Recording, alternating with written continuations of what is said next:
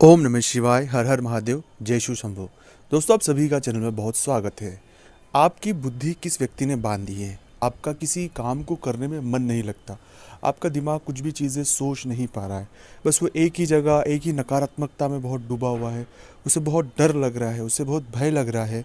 मन किसी भी काम को करने में बिल्कुल भी नहीं लग रहा है। हम थोड़ा तो कोशिश कर रहे हैं, एकदम हम शून्य हो चुके हैं। जो चीज़ें बहुत बेहतर लगती थी अब वो ख़राब लगने लगी है। ऐसा लगता है कि किसी चीज़ से हमारा मन उठ गया है, कुछ नकारात्मक, कुछ बुरा हमारे दिमाग में चल रहा है। तो बुद्धि अगर किसी व्यक्ति ने बांध दी है, या हमारी बुद्धि जब काम नहीं कर रही है, हम जो निर्णय ले रहे हैं वो निर्णय सही नहीं हो रहे हैं, हम गलत डिसीजनों की ओर जा रहे हैं, हम गलत तरीकों की तरफ जा रहे हैं, हमारा जीवन पूरी तरह से गलत ट्रैक पे जा चुका है, तब ये मन में प्रश्न उठता है कि कहीं किसी व्यक्ति ने हमारी बुद्धि बांध तो नहीं दी है। अगर किसी ने आपकी बुद्धि बांध दी है तो उसे समझने की आवश्यकता है। उसके लिए क्या संकेत है, इस वीडियो में हम वो तो बात करेंगे इसी। दूसरा ये कि अगर किसी व्यक्ति द्वारा इस तरह की चीज़ें हो चुकी है तो कैसे इससे हमें बाहर निकलना है, क्योंकि हमारा मूल उद्देश्य तो इस परेशानी से बाहर निकलना है।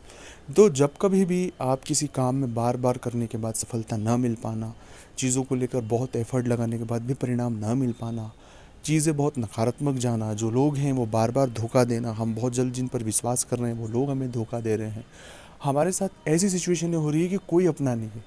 बुद्धि न तो विवेक से कोई डिसीजन ले पा रही, ना कुछ समझ पा रही। सब चीज़ें देखने के बावजूद भी हम सही नहीं देख पा रहे। जब कभी भी ऐसी परिस्थिति किसी भी जातक के जीवन में होती है, तब बहुत हद तक जो चीज़ें मैं आपके साथ साझा कर रहा हूँ उन्हें समझने की आवश्यकता है।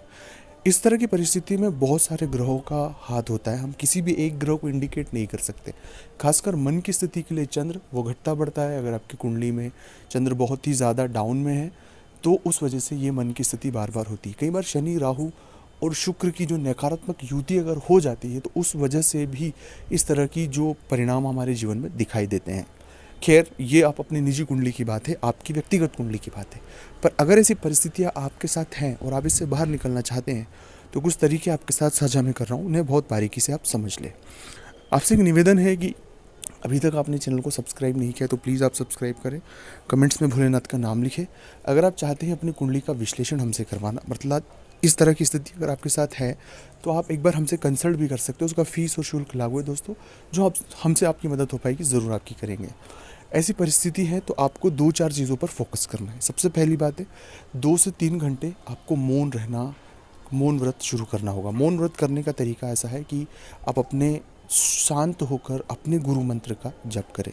नहीं है गुरु मंत्र तो नमः शिवाय, नमः शिवाय, नमः शिवाय का मन में जाप करें और पूरा ध्यान अपने नमः शिवाय के जप पर होना चाहिए। इस तरह की परिस्थिति जब आप 7 दिन तक करेंगे तो 8वें दिन से आपको बहुत सारी चीज़ें खुद को स्वतः ही समझ आएगी।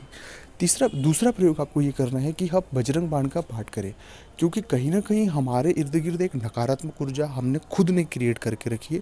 जब हमें सफलता नहीं मिलती तो हम खुद बहुत नेगेटिव हो जाती।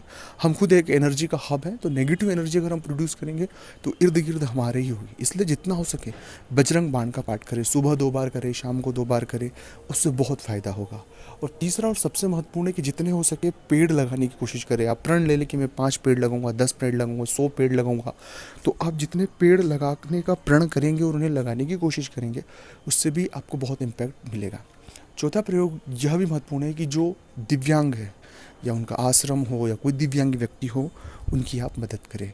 और रही बात बुद्धि, आपकी कोई व्यक्ति बुद्धि नहीं बांध सकता। हम केवल हमारी परेशानियों में बहुत उलझ जाते हैं।